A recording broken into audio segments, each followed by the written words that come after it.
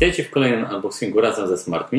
Dzisiaj mamy dla Was żarówkę LED Halogen z IKEA. Jej oznaczenie to jest LED 1837R5, czyli są to nowe żarówki z barwą ciepłą od IKEA. Jesteście w stanie ją połączyć z bramką IKEA, z bramką Philips Hue. Nie podłączycie jej do bramek Mi Hub ani Aquara Hub na marzec 2020. Przetestowane i sprawdzone. Więc sprawdźmy, co się znajduje w środku. Wyciągamy, mamy zwykłą tekturkę.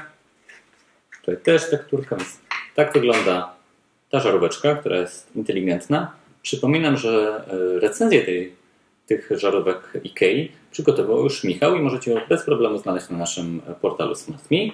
Zerknijmy jeszcze, co znajduje się w samym opakowaniu. Poza żarówką mamy jeszcze jedną, drugą instrukcję, również językiem polskim.